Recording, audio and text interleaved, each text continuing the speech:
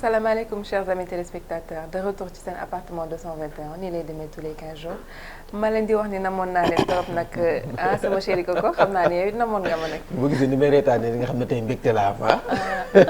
gis nga mbégte di ko dalalaat fii ci appartement 221 sama jabar ji daf maa manqué woon trop nag sa ginnaaw nag dara xew fii. lu dul manqué bu rëy. ba jàmm fi amoon dara xew fii ci kër gi. waaw toog correct réglé. toog sama koy di la xaar nga ñëw. dinaa ko lijjanti ak Yacine moom amuñu nëbboo maag moom. bu ma tuddal turam bëgguma tuddal turam. aja mbégte lay doon saa su ne seen appartement 221 ñu beetu suñuy buntu dalal ay kilifa tey sama jabax ji. waaw ñu mën a Yacine nag. waaw mooy sañ dégg naa la jëli naa la mais garaawul. te ay kilifa la ñu dalal kay Samira amul solo mi ngi noonu Mame Mbaye ay kilifa lañ dalal kii di ki nga xamante ne mooy suñu papa di père Koromak Faye mi ngi fi tey ñu ngi lay nuyu père. maa ngi leen di fay di leen jaajëfal. leen sant bu baax di ñaanal ñi fi toog yëpp ci plateau bi. leen gërëm di leen sant. amiin merci ak ki nga xamante ni Mame Mbaye mooy Abass Fall monsieur Abass Fall bokk ci aar lu ñu bokk ñu lay nuyu. mais maa ngi leen di fay di kontaan di am mbégte ci teew ci émission bi xam naa ni moom appartement bi moom macha allah. xaw ma nag Mame Mbaye ndax respecté woon na les principes du ménage. non respecté woon naa ko de. mais attention sama jabar ji du ma ko jëndee keneen. waaw parce que dama gis ngay araftu mu mel ni daal am na lu xew am na looy reproché sa bopp. nit ñi dañ ko doon wax ci suuf loolu laa doon bañ mu dégg loolu bu mu dégg loolu. en tout cas kontaan nañu vraiment ci teew fii. ok et kontaan ci ambiance bi commencé déjà nii. voilà appartement 221 tey sunu kilifa yi la ñu dalal kii di Abass Fall aar li ñu bokk la bokk plateforme bu nga xam ne dafa taxaw aar li nga xam ne sénégalais moom la ñu bokk waaye ñu dalal fi sunu kilifa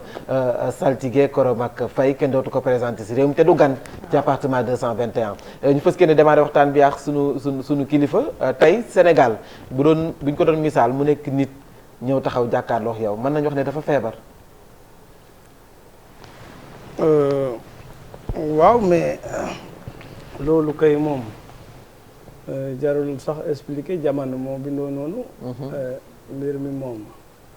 comme ñëpp ñu ngi jooy yu bari.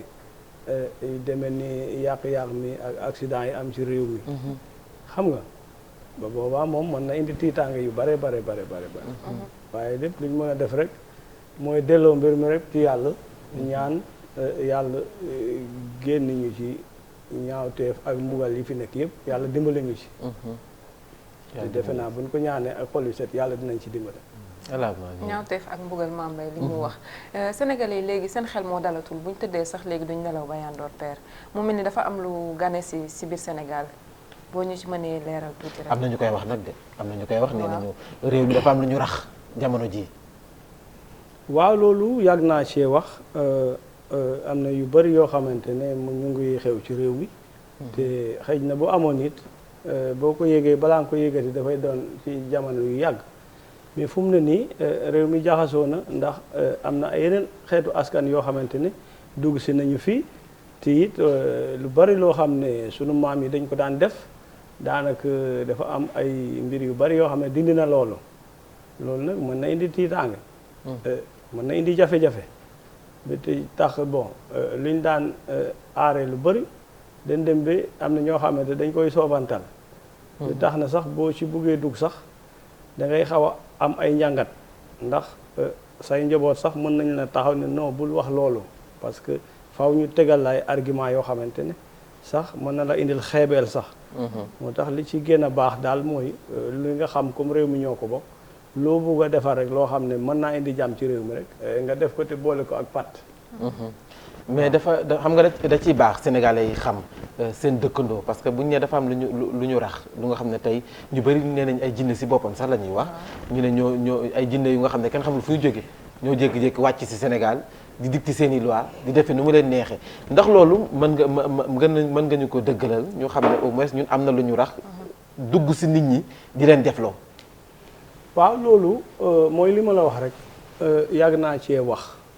am na fi benn jamono yoo xam ne ma ne am na ay jinne yu jóge bitim réew dugg nañ ci dëkk bi indi nañ fi ay musiba yu bëri ndax li tax loolu aussi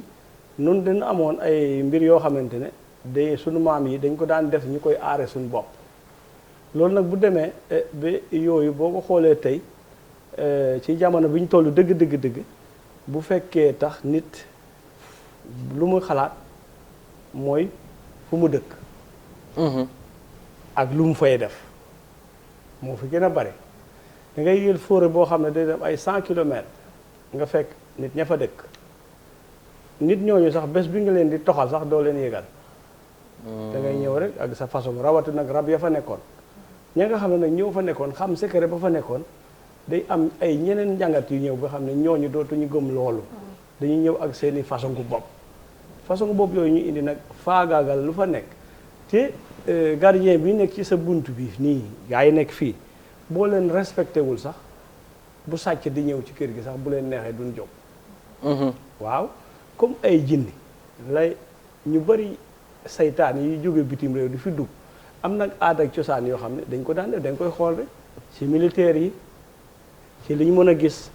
ci frontière ak frontière la ñuy taxaw ñi nga xam ne boo jógee ci réew mi balaa ngay ñëw rek ñooñu dinañ la xool ba xam lan nga indaale waaye nag aussi am na yeneen mbirum cosaan yi nekkoon ci réew mi mais buñ ko ñàkkalee fayda aussi bu ay yeneen safaan di ñëw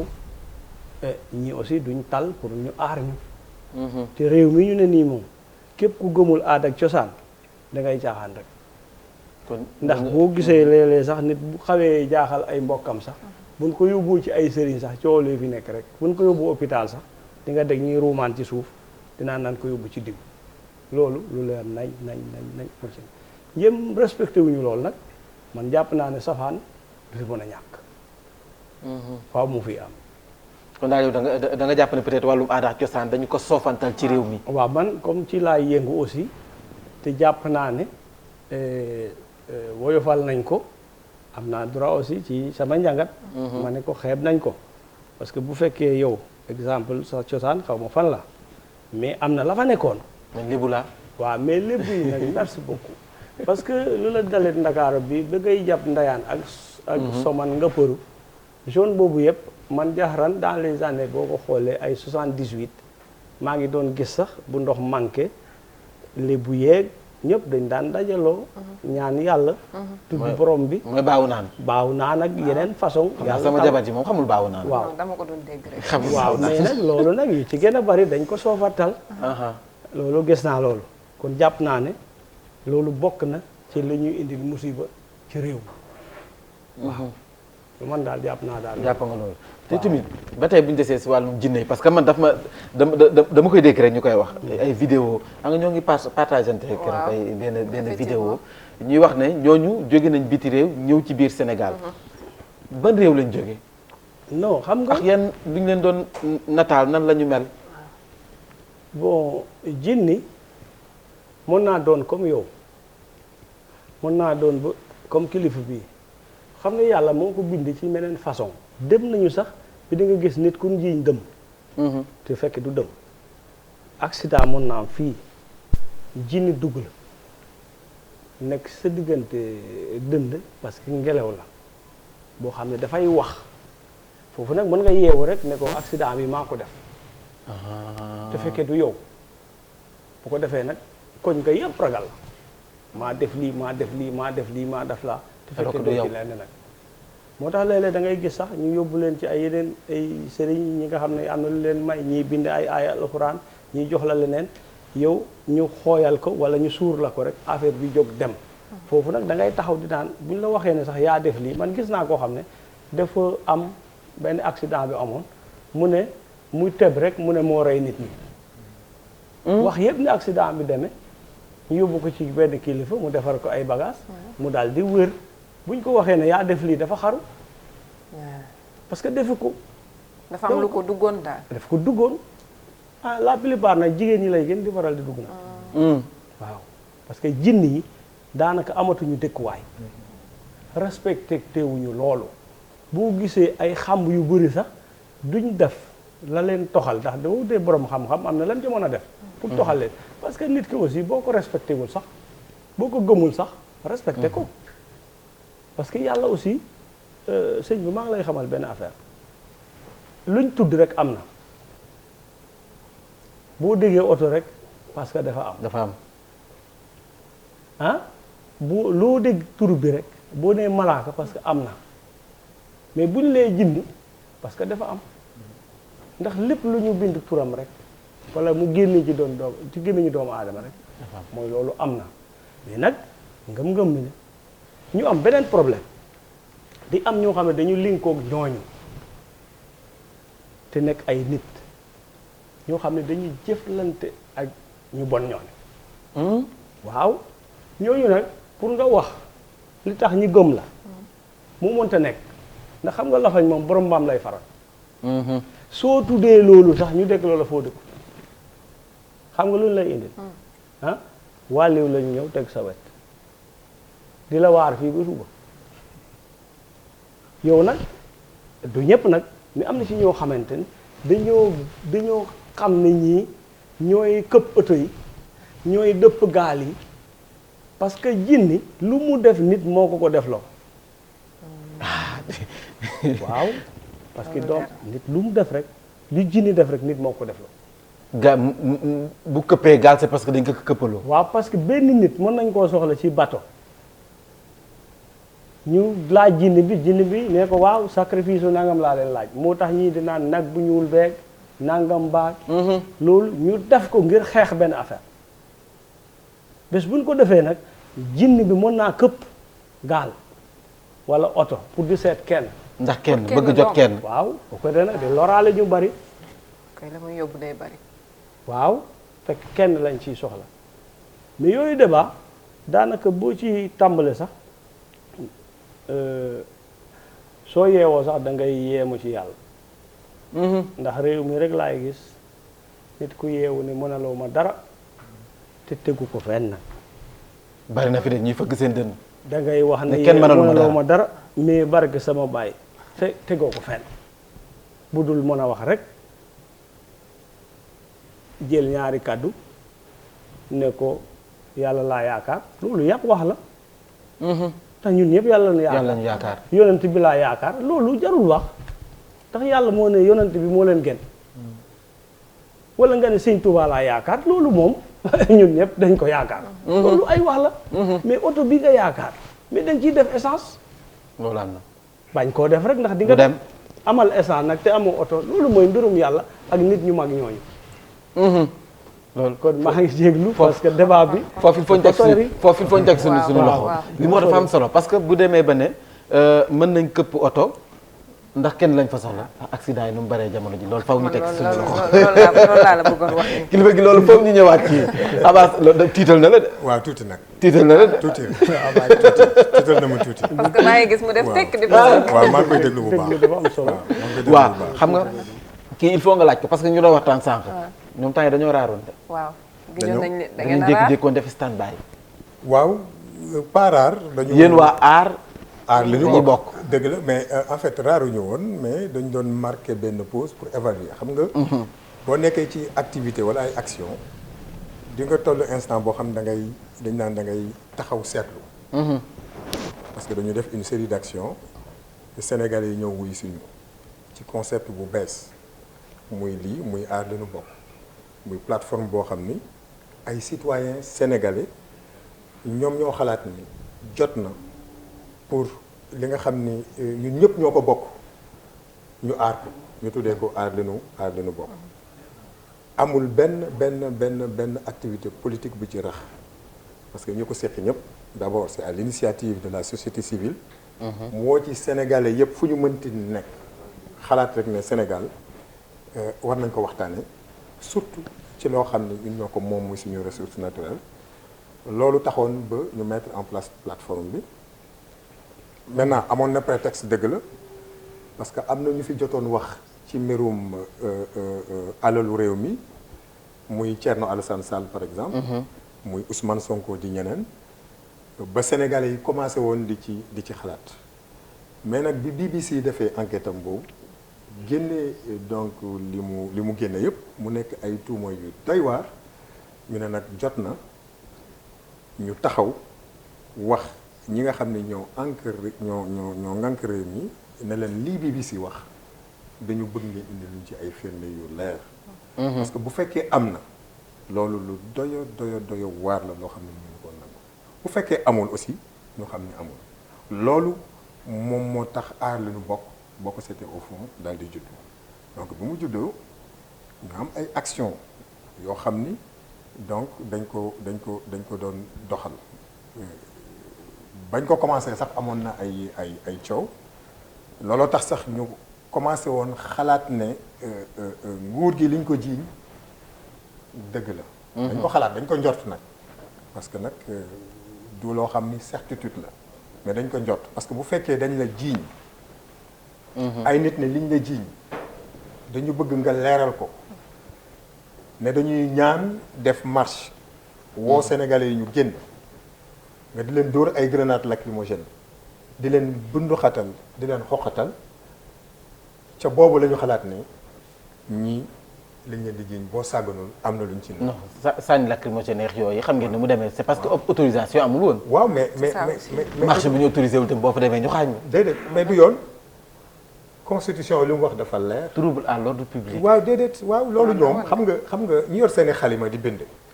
te ñu dénk leen suñu réew dañ leen ko dénk rek mais gënuñu ñu jàng gënuñu ñu mën a tàggat xool suñu constitution moom moo wax ne sénégalais yi am nañu droit ci mbind ci wax ci mbooloo génn ci respecté nag loi réew mi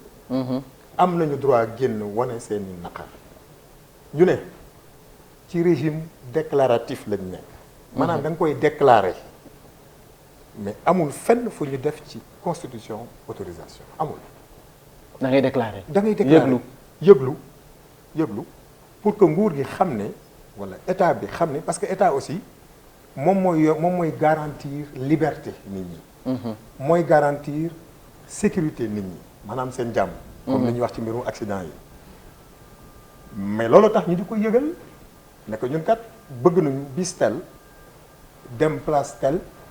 ñu bëgg ngeen ñëw ngeen encadré ñu pour mu bañ a am benn débordement. est-ce que respecté woon ngeen délai bi si xaaral ñun koy ci respecté délai lañu dëkk parce que xam nga ñi seq aar la ñu bokk yëpp duñu ay cuune ay juriste ngi ci maanaam ñoo xam ne jàng nañu yoon ay sociologue ngi ci ñoo xam ne jàng nañu comportement nit lu bare ngi ci ay sëriñ sax a ngi ci ay imam sax a ngi ci woon moom imam bu retiré waaw mooy imam bi retiré donc pour te dire que du ñu def dara te teguñu ko ci yoon au contraire ñi nga xam ni kay ñoom la ñuy bind nga xam ni war nañu toog 48 heures avant war nañu wax ndax waaw wala déet dinañ leen encadré dañuy toog ba guddi minuit ñu lay soog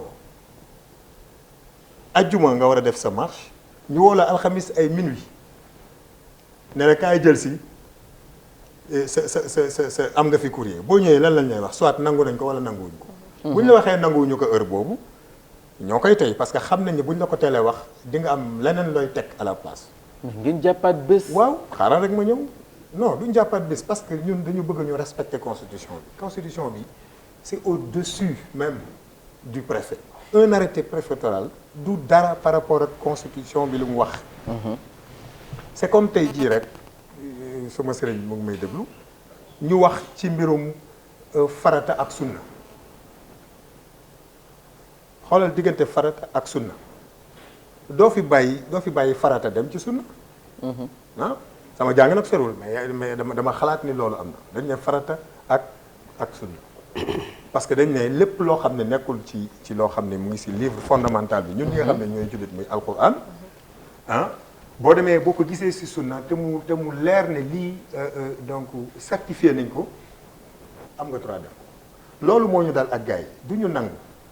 ñoom ñu jël constitution ndeyu charte réew mi di ko caxat-caxate moo tax ñun ñu tere ñu ak ñu ñàkk ñu tere suñu droit bi nga xam ne constitution bi moom moo ñu ko jox dañ koy matal moom moo sëkk looloo tax ñu lay woo ay minuit xam nga loolu mooy yaa ngi wax léegi dañu war a respecter yoon mais ñoom ñoo war a respecter yoon parce que yoon dafa ni 48 heures avant war na jot notification 48 heures avant dañuy toog ba minuit ñu woo la ne la mënul nekk wala mën na nekk te bi ñu lay woo naan la mën na nekk c'est pour gàllankoor organisation bi ok pour nga bañ a teel a yeewu bañ a teel a teg sa matériel ñi nga xam ne nga demoon di louer sax bu ñu toogee ba minuit dégguñu la ñu woo la ne la sa waay man sama matériel maa ngi koy louer keneen donc ñun xam nañu ñan la ñu amal affaire ay njaacaar lañu donc lépp lu ñu def pour handicaper li nga xam ni moom la ñu bëgg ñoom ñu ngi koy def mais ñoom lépp lu ñu xalaat ñun aussi ñu ngi xalaat leneen loo xam ne. ngeen changé waa stratégie ñu changer stratégie. mais Mame Mbaye ci ñoom la ñu- seen manifestation yu njëkk yi ñu doon def bu ñu seetloo daawul bari nit. waaw mobilisation. mobilisation bi dafa mel ni dafa amoon manquement wala dëgg la. manque d'organisation bi mu wax wala benn faille. li okk waa Y'en a marre. moo leen xuri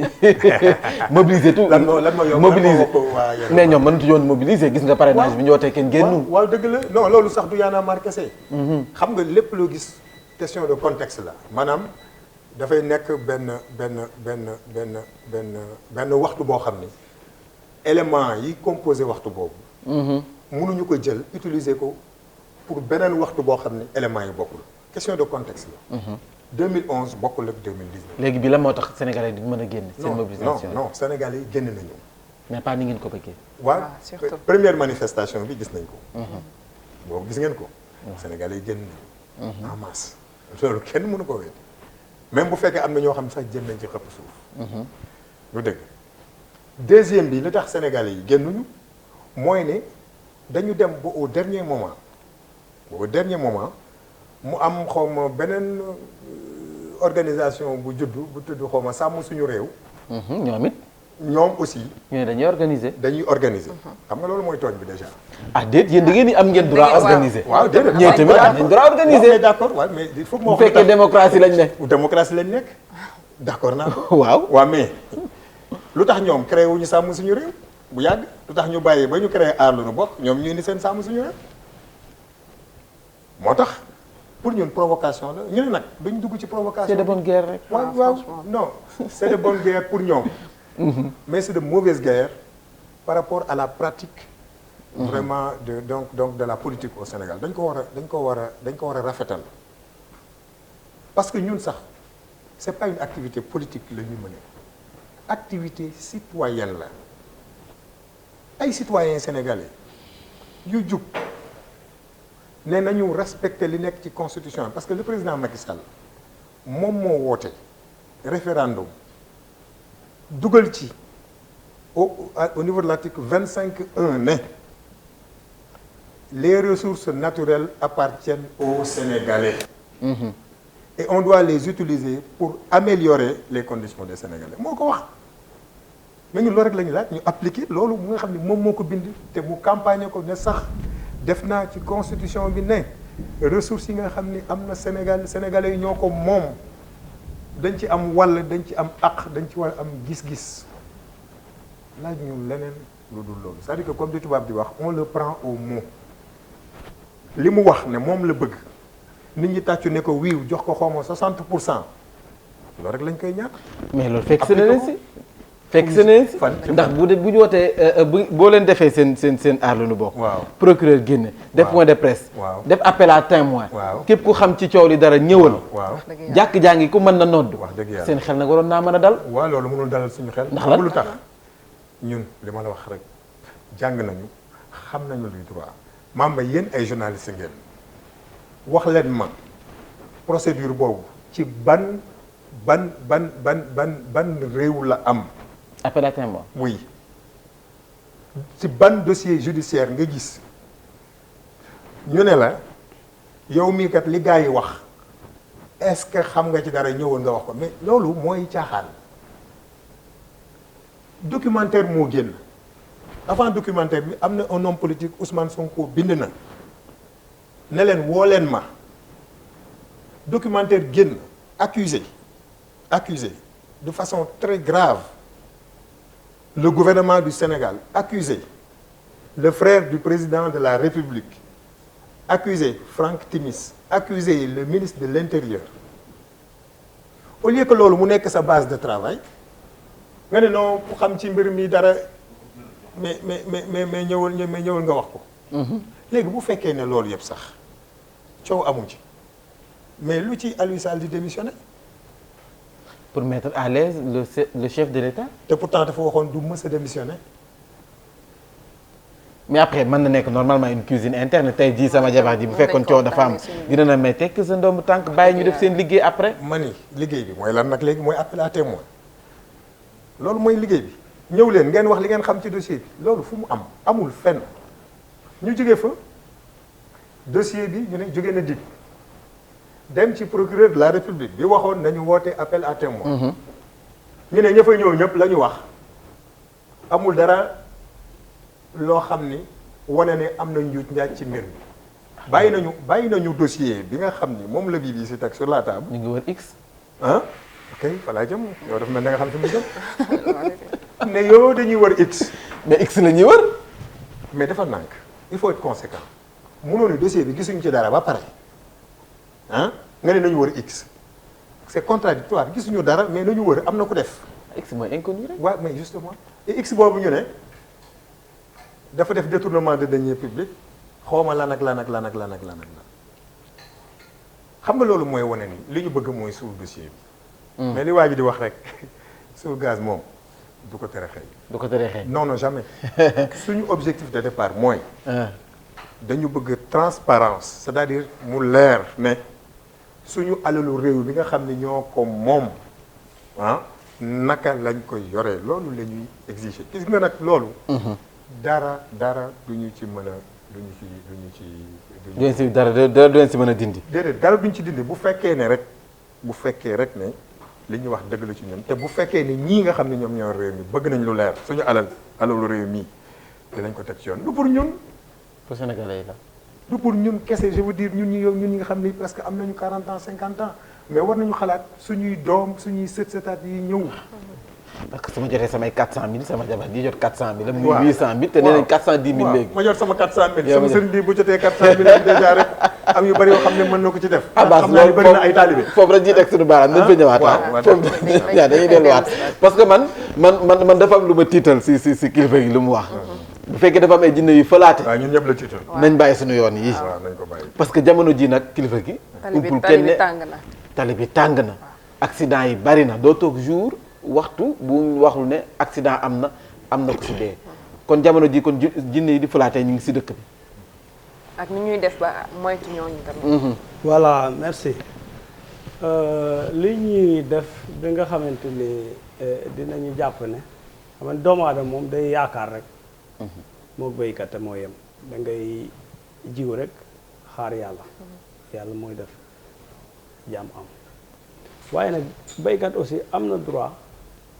jël la nga xamante ne moom la yaakaar ne bu ko defee ci toolam. tool bi dina am jàmm. loolu am na. bu demee nag ba jiw yooyu kenn faaleetu ko dafay daldi doy waar te xam nga man wax naa fi ay gént yu bari yoo xamante ne xëj na sax am na ñuy def ay vidéo sax di ma ca wax la ma neexut parce que xam ne nag Sénégal tudd na aussi foo xam ne metti na parce que nit ki tëdd ci néegam nag gént ngay yeewu gént bi nga génte nga nittale ko ay doomu aadama ci biir gént boobu ay nit taxaw di la ciy saaga mais boobu nag yow itam dootoo mën a jàll feneen. Sénégal de moom mi ngi nii. loolu ay problème la loolu jafe-jafe la ndax jamono bi nga xamante ne mbirum bateau la Joola. képp ku nekk ci réew mi dégg na li ma ci waxoon. accident yeeg deret ji tuuru nii ci affaire élection yi loolu yàlla rek a xam maa ngi ni am na ay ñeenti kilifa yoo xamante ne. kenn ku ne woo naa la ne ko lii moom ngeen war a def waxuma ci cadre politique waxuma ci cadre leneen mais pour askan bi ñu am jàmm côté boobu laay waxee parce que man nekkuma ci Sénégal pour di naan mbër bi mooy daan wala bii mooy yéeg loolu bokkul sax ci sama liggéey ndax tey su ma fesalee ne lii sa tur bi naka la Mame Mbaye bu ma fesalee ne ñaari mbër yi bëre ma ne ko Mame Mbaye mii ci boppam sëñ bi noo tuddati Abass Fall Abass ma ne Abass mii mooy daan sa ñaari jër baat tey kenn bu ko ji di duggee ëllëg wala kenn feebar ci baat boobu mu wax dina tax du ñëw loolu am na parce que dafay naan koromaak day moo taxaw ñu gañe Mame Mbaye lii dafay ab ci diw loolu moo tax foofu dañuy xaw a jaxasoo pour mën a wax ci côté boobu waaye nag mën na noo xam nag lii ngay gis nii moom lu bari nag xam naa ko ci réew mi nag parce que wax naa ci lu bari mu nekk nag loolu moom yàlla rek a tax may wax ba ma waxee ne def leen sarax bii su ma doom bale du ma bàyyi ma fenn dama ne génn leen ñeenti nag ngeen rey ko saraxe ko ci réew mi balaa gaa yi tàmbali seen campagne yeeg yooyu pourtant bañ ma waxee ne nan la jox xaalis bi nga dem defar loolu dama leen wax déedéet comme yéen yor ngeen ay soldats yor armée yor leneen yéen a gën a mën a bari doole pour defi sarax yooyu ndax la ma ci jàpp sax mooy su ma leen waxee ñu indil ma ko mën na sax sama noonu toll fa naan gis naa nag yi koromaak yor de mu ngi ci doon jaay ñeenti nag ca béréb tel loolu dina lëndëmal xel loolu moo taxoon ma leeral ko ma dem tukki ñu woo ma téléphone mu ne diw ak diw nee na fan la ñu rey nag yi ma ne kon rey ñu ko woon parce que bu ñu ko reyoon rek xëy na duñu wax ne fan lañ koy rey te ay ñeenti doomu aadama yoo xam ne ay kilifa la ñu wax naa leen ko mais du ma toog fii di cité ay turu nit mais ci plateau la barke sama baay li ma wax lu leer nañ la ku ko gëmul it noonu la demee donc ma toog ay jamono ma ne leen loolu bu amul gis naa deret ñu ciy jéggi ñii di daw waaye nag ñeenti takk der yi ma gis ñu daani ci kaw tali bi daal ñoo ma jaaxal waaye nag bi mbir ma demee mu am xaw ma ban dëkk la ñu ne auto gendarmerie ba daanu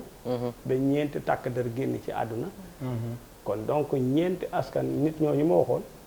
kon jàpp naa ne loolu tax ñëwoo suma doom bi di ko naan fan la ñu rey nag yi après dañu woote waat naan fan lañ koy rey waaw ma ne ko nag fu ñu ko rey baax na léegi nag mu am ñoo xam ne dañuy jàpp di jox ko kii ma ne ko déet bu laal nagu jàmbur man bu ma amee lu may sarax man maa ko def personnellement te duma ko wax Moussa xam nga am réew li ma ci jàpp kenn ku ne fi nga feete danga koy doxal te mu mot sëkk nga boole ko njub ak lu leer nañ nag parce que fii ngay gis ni nag sëñ bi tàppali du samp réew de suñ ko defee duñ dem de jamais parce que yàlla du juum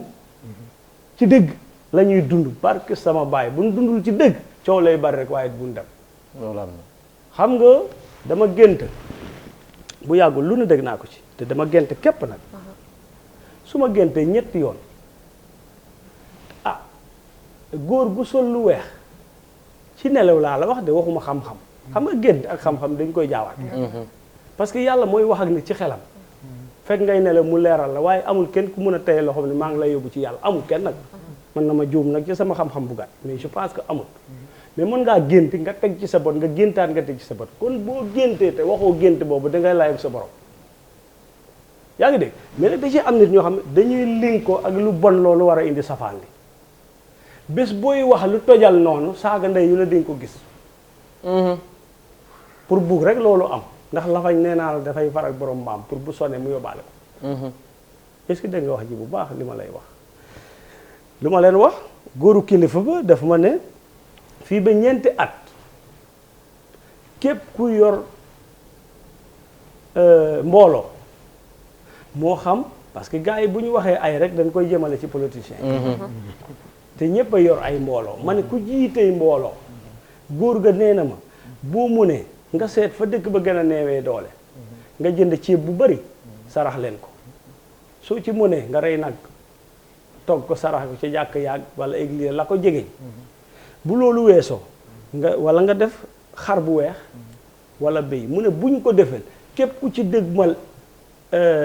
projet yor mboolo barke sama baay balaa 4 ans yi jot waxuma du àgg de waaye dina soox loolu nag lii moom yàlla am ko ci gént ku ko fi deful di nga ko gis képp ku yor mbooloo lu leer nañ laa la wax projet boo yor dinay soox parce que yàlla moom daf ñuy woon rek ci ay misaal ba ma ko waxee ca batalo Joola dañ ma doon wax lu ne waaye ba gaal ga sooxee mu ngi ma fekk Tunis ñëpp di ma woo bi ma nee gars yi ma ne ko jinni yi jóge Côte d'Ivoire dugg nañ ci biir dëkk bi li may wax nii ci plateau laa nekk di wax ak yéen mais lu leer nañ laa fu mu neex nag boo yeewoo comme jinni yi nga àndal ak dëm yi moom boo yeboo rek saagal korom ak ndax duma la sax déglu lu ma war rek laay def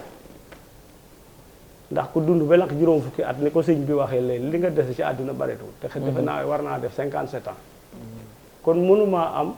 je pense que ay mag laay gën a bari ci dëkk bi waaye nag samay papa yi moom sama rakk papa kay moo fi mën a bari ndax ku ci génne 57 ans ci say at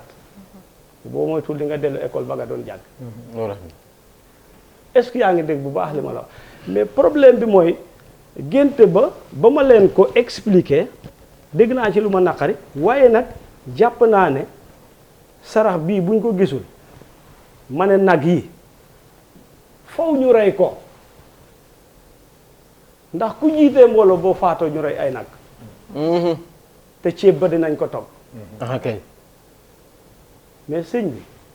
fexeel rek nit rey mbaam rek sànni ko ci buntu télévision bi rek nga ne sama yoon new ci ba mu am juróomi fan ñëpp a ciy bokk kon képp ku mon bu la deyee ngay kilifa te mon ko nga génne sarax pour jàmm réew mi accident yi jeexuñu des na jeexul waaw